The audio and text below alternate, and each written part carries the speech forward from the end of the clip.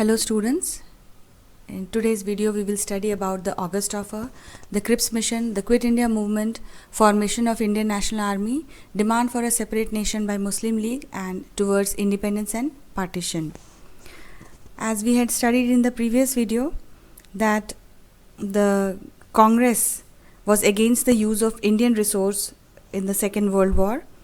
The Congress opposed the aggressive policies of Germany and Italy, but it clearly stated that India could not fight for democracy of other nations when she herself was not free from foreign rule.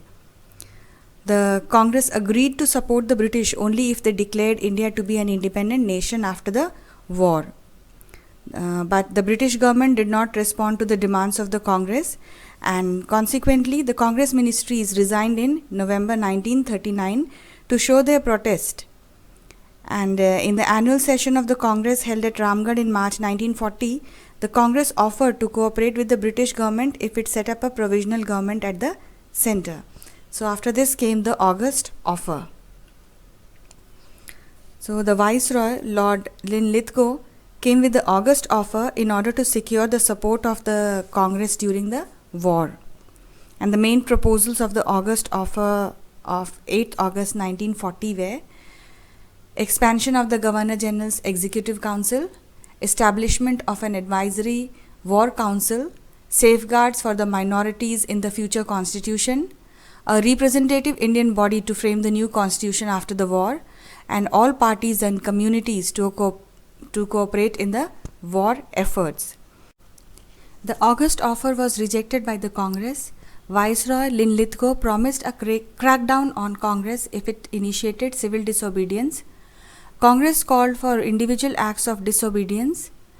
Gandhiji launched the individual satyagraha on 17th October 1940. Strikes and demonstrations were held all over the country. People expressed their feelings openly about the war. Many satyagrahis like Vinoba Bhave, G.V. Mavalankar, C. Rajgopalachari, Sarojini Naidu and Aruna Asif Ali were arrested. By 1941, the Second World War had become more fierce. USA and USSR had also become a part of the war. The British were in trouble in the geographical area of subcontinent in the World War II as Japanese had advanced in Burma. The British government sent a mission led by Sir Stafford Cripps in 1942 to Delhi to set up an elected body in India after war. So Sir Stafford Cripps, a member of the British cabinet, arrived in India in March 1942, and the proposals he laid down were to grant dominion status to India after the war. This meant that while Indians could form their own government, they would remain under the control of the British Empire. A constitution-making body to be set up immediately after the war. The provinces and the princely states were given the freedom to join or remain outside the Indian Union, and all the states that refused to join the Indian Union would have a separate treaty with the British government. You can see the picture of Sir Stafford Cripps and Gandhiji.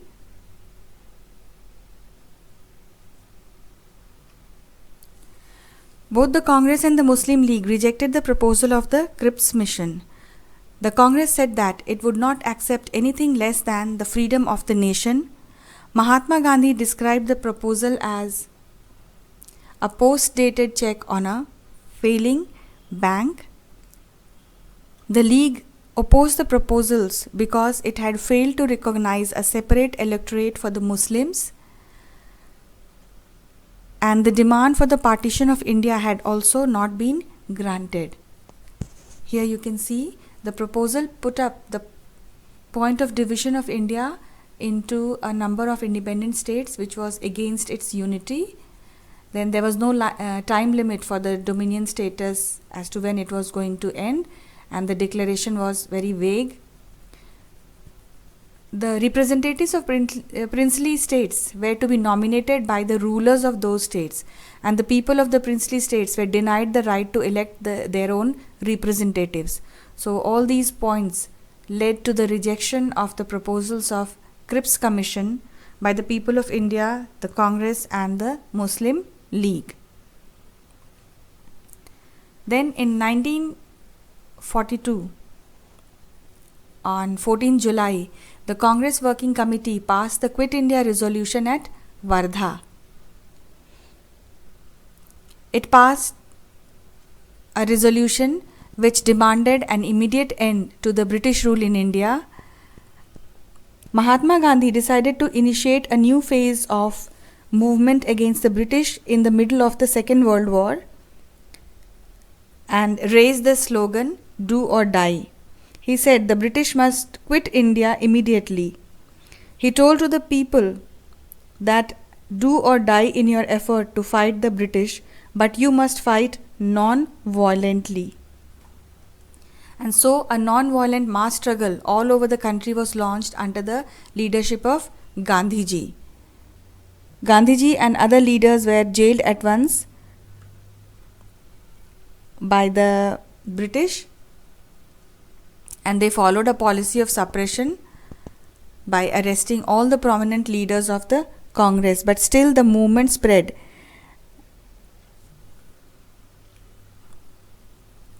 The movement attracted peasants and youth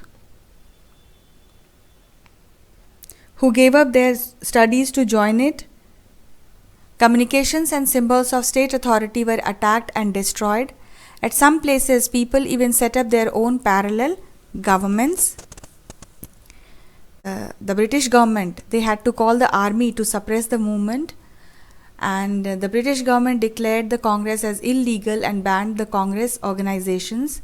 By the end of 1943, over 90,000 people were arrested and around 1,000 killed in police firing.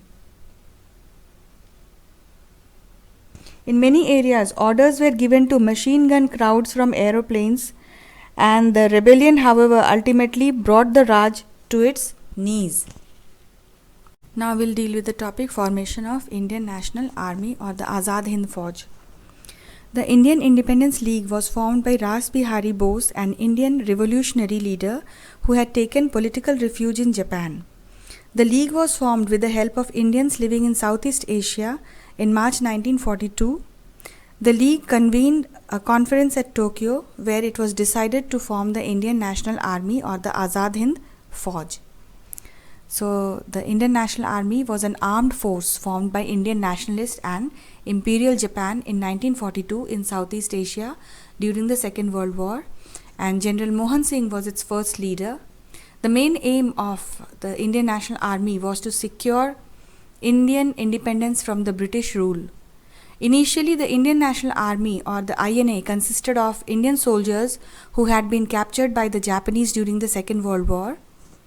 The INA also had a separate regiment for women by the name of Rani Jhansi Regiment to fight the British as well as provide medical services to the INA. It was led by Captain Lakshmi Swaminathan. You can see her picture here. Netaji left Congress in 1939 owing to his differences with Gandhiji's ideals of ahimsa.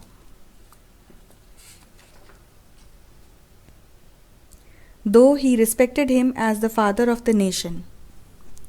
He started a new party, the Forward Bloc, in 1939. He was put under house arrest but escaped to Singapore via Germany in 1941 and joined the INA. Netaji reorganized the Indian National Army and gave the slogan Jai Hind. In 1944, the Indian National Army marched towards Assam via Burma. The INA troops planted the Indian tricolour flag at Morang in Manipur, and when Japan was defeated in the Second World War in 1945, the INA troops were forced to surrender. And in 1945, Netaji Subhash Chandra Bose died in an air crash near Taiwan in August. The INA soldiers were tried at the Red Fort in Delhi. The Indians organized strikes and demonstrations all over the country for their release. The British were forced finally to release all the INA soldiers. You can see the pictures here of the members of Indian National Army. Netaji Subhash Chandra Bose and Captain Lakshmi Swaminathan are here in this picture, and there are other members also. Here you can see the pictures of the soldiers of the Indian National Army, and Netaji and Captain Swaminathan inspecting the parade, or no, the army.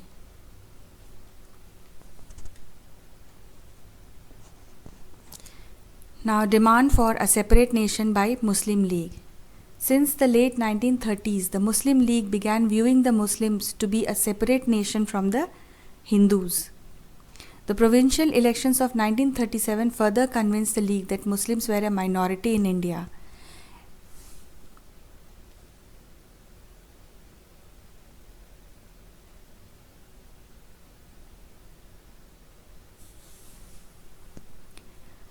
It feared that Muslims may even go unrepresented.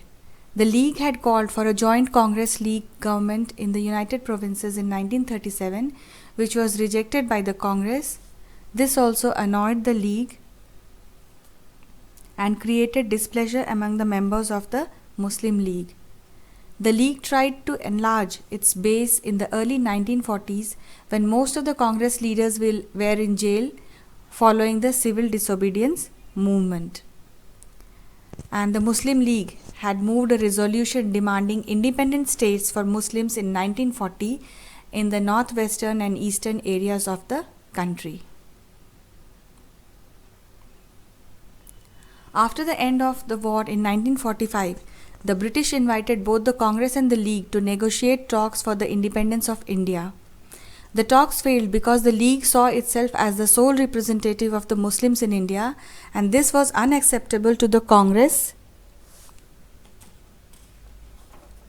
as a large number of Muslims still supported it.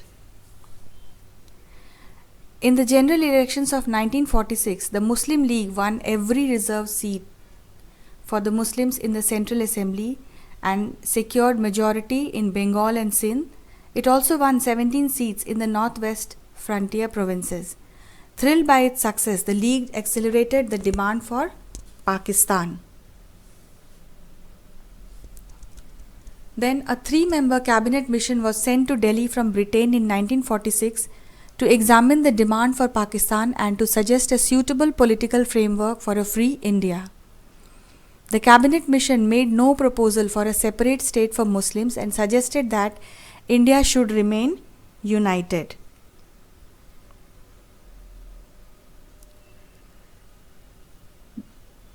The Muslim League took the course of violence to get its demand for Pakistan accepted,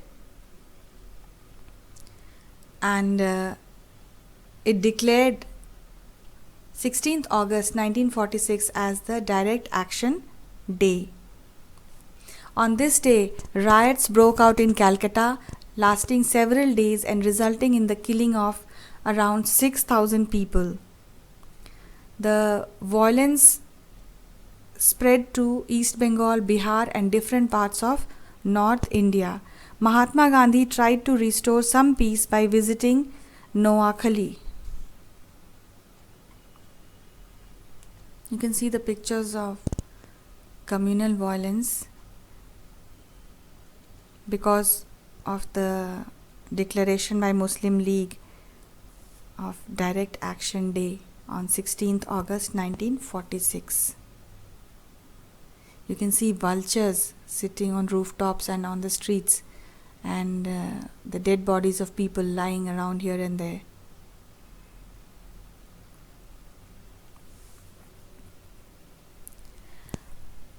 On 3rd June 1947, Prime Minister Attlee announced the partition plan. A separate country called Pakistan was to be created. It would comprise West Punjab, Northwest Frontier Province, Sindh and East Bengal. The Congress reluctantly accepted the partition in the hope that it would put an end to the communal rights. But Mahatma Gandhi and Maulana Abul Kalam Azad were totally against the partition of India into India and Pakistan.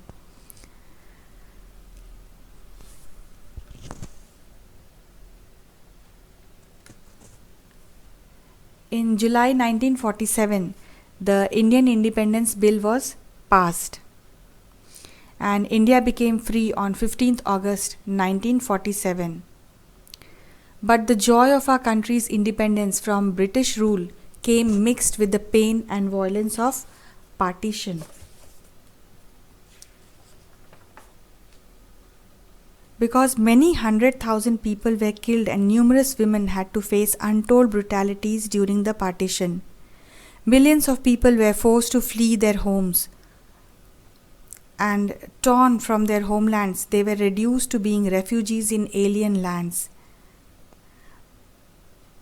Partition also meant that India changed, many of its cities also changed, and a new country, Pakistan, was born. Thus, the joy of our country's independence from the British rule, it came mixed with the pain and violence of the partition. So with this we come to the end of the chapter, making of the national movement and how the Indians struggled and fought for the independence of their country. And this national movement was supported by people from all walks of life. Rich, poor, men, women, children, everybody participated, and then only it became a mass movement, and finally the British had to leave India and India became free on 15th August 1947. So my request is to please read the chapter thoroughly and try to find the answers to the questions from the chapter. Here you can see